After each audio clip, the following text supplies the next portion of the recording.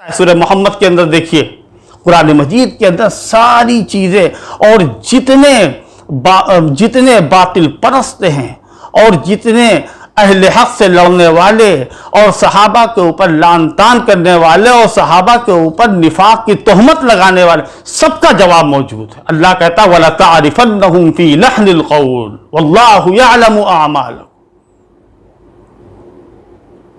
دیکھو، تم ان کے لب و لہجے سے تم ان کو پہچان لو گے۔ اللہ کے پیغمبر سے فرمایا فی لحن القول،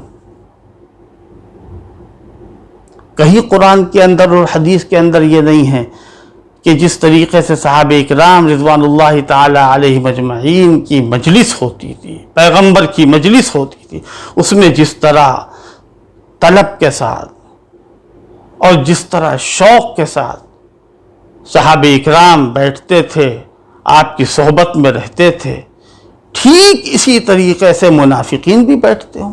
کہیں نہیں ہے یہ، کہیں پر بھی نہیں ہے یہ۔ ہاں یہ ضرور ہے کہ منافق آتے تھے، پیغمبر ان کو جانتے تھے۔ أَلَمْ تَرَ إِلَى الَّذِينَ نَافَقُوا يَقُولُونَ لِإِخْوَانِهِمُ الَّذِينَ كَفَرُوا لَئِنْ أُخْرِجْتُمْ لَنَخْرُجَنَّ مَعَكُمْ۔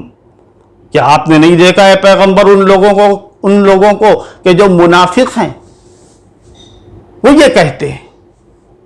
عجیب و غریب بات ہے۔ آپ دیکھیں قرآن کا انداز و بیان، کیا اے پیغمبر آپ نے منافقوں کو نہیں دیکھا؟ یہ کب کہا جائے گا؟ کہ جب حضور نبی کریم صلی اللہ تعالی علیہ وسلم منافقوں کو پہچانتے ہوں۔